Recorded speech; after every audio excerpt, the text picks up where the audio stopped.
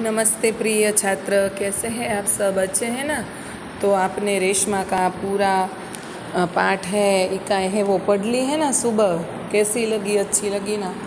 अब आज हम अभ्यास और स्वाध्याय की चर्चा करेंगे। पहले हम देख लेते हैं शब्दार्थ। तो व्यस्त माने काम में लगा हुआ, व्यवस्थित तो ढंग से, तरीके से, उत्सुकता तो तीव्र इच्छा, बुजुर्ग तो बड़े बूढ़े, त्यौहार तो पर्व और उत्सव, दृढ़ता तो मजबूती, दृढ़ होने का भाव, दैनिक तो माने रोजाना, प्रतिदिन, बेजान तो बिना जान के, निर्जीव जिन में हरकत न हो, बाधा माने रुकावट, जिंदा दिली तो खुशमिजाजी, विनोद प्रियता।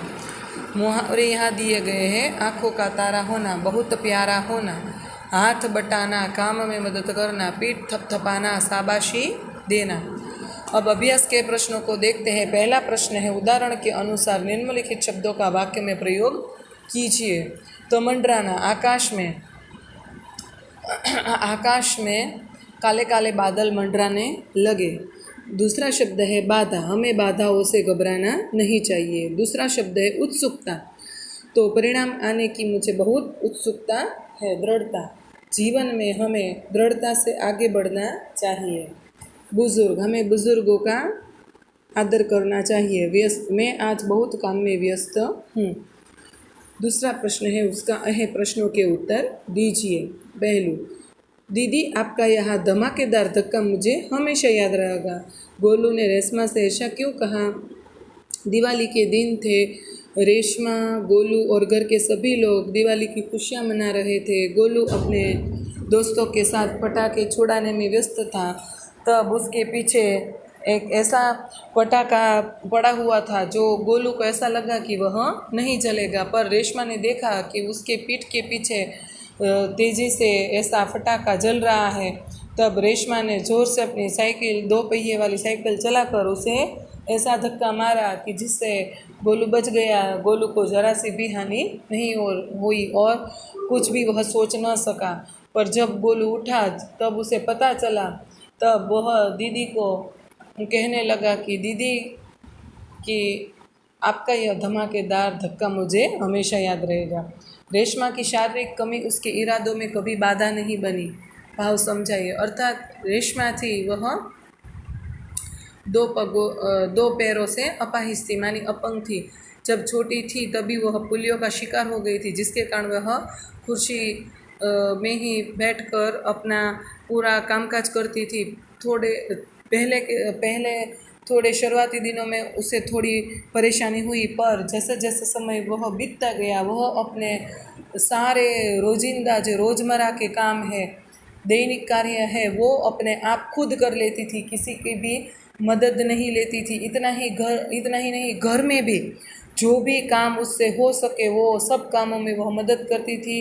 फिर घर से बाहर चीज़ें लेने के लिए भी जाती थी और दिवाली के समय में अपने माँ को भी वह मदद कराती थी। इतना ही नहीं, गोलू की जान बचाने का श्रेय भी रेशमा को जाता है। इसलिए हम कह सकते हैं कि उसकी शारीरिक कमी उसके इरादों में कभी बाधा नहीं बन सकी। यदि आपकी कक्षा में रेशमा की तरह कोई बच्चा दाखिल ले तो आप क्या करेंगे बच्चों? किन किन बातों का ध्यान रखेंगे? हम ध्यान रखेंगे कि उसे कोई परेशान न करे या उसे कोई परेशानी न हो। किस तरह उसकी सहायता करेंगे? अगर भारी उसका कोई सामान है हम उठा सकेंगे या कहीं पर उसका हाथ पकड़ने की ज़रूरत पड़े तो उसका हाथ पकड़ेंगे, उसका सामान उठाने में उसकी मदद करेंगे।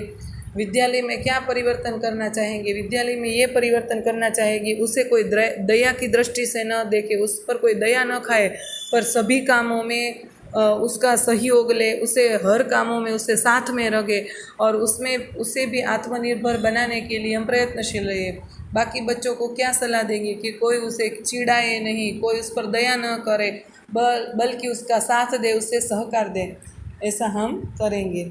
सोचकर बताइए, दीपावली पर आपके परिवार में क्या क्या विशेष तैयारियां की जाती है? दीपावली पर पहले तो हमारे घर में सफाई होती है, फिर हम दीपावली के 5 दिनों में घर में रंगोली बनाते हैं, घर को सुशोभित करते हैं, तोरण लगाते हैं, रंगोली बनाते हैं, पूजा करते हैं, पटाखे लाते हैं, फिर हम अलग अलग मिठाइयाँ बनाते हैं, फरसान बनाते हैं, पुरिया कचौरियाँ आदि बनाते हैं, ऐसी नए कपड़े खरीदते हैं, ऐसी विशेष तैयारियाँ की जाती है। क्या दीपावली पर पटाखे छुड़ाने चाहिए? क्यों? दीपावली पर धुआं फैलाने वाले और बड़ी आवाज़ वाले पटाखे छुड़ाने नहीं चाहिए, क्योंकि इससे हमारे कान को भी नुकसान होता है और वातावरण में जो धुआं फैलता है उसके कारण वातावरण भी दूषित होता है और जिसके कारण श्वसन के रोग होने की संभावना रहती है। अगर फटाखे छुड़ाने है तो छोटे बिना आवाज़ वाले और जो धुआं न जिससे धुआं न निकलता हो ऐसे फटाखे छुड़ाने चाहिए।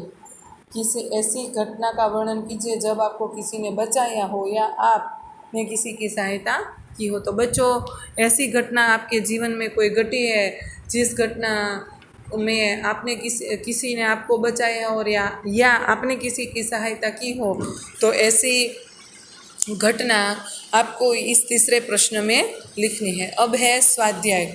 तो पहला प्रश्न है, प्रश्नों के उत्तर दीजिए। सुबह से घर के सभी लोग सफाई क्यों कर रहे थे? क्योंकि कुछ दिनों के बाद ही दिवाली थी, इसीलिए सुबह से घर के सभी लोग सफाई कर रहे थे। रेशमा को घर की सफाई में क्यों नहीं लगाया गया होगा? क्योंकि रेशमा दोनों पैरों से पोलियोग्रस्त थी, इसलिए उसे घर की सफाई में नहीं लगाया गया होगा। रेशमा ने अपनी माँ के काम में किस तरह मदद की? रेशमा ने अपने रसोई घर में माँ को डिब्बों पर लेबल लगा कर देने लगी और माँ उसे लाइन में रखने लगी। इस तरह रेशमा ने अपनी माँ की मदद की। माँ ने रेशमा को बाज़ार क्यों भेजा?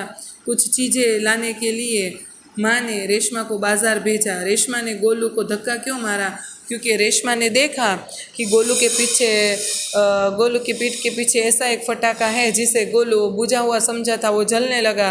अगर वो उसे धक्का नहीं मारती तो गोलू बुरी तरीके से जल जाता, इसलिए उसे बचाने के लिए रेशमा ने गोलू को जोर से धक्का मारा। बराबर है। इस प्रकार यहाँ 5 प्रश्नों के उत्तर आपको अपनी फेयर बुक में लिखने हैं। शब्दार्थ, मुहावरे, अभ्यास और अभ्यास के सभी प्रश्न, स्वाध्याय के पहला प्रश्न यहाँ तक हम रखते हैं।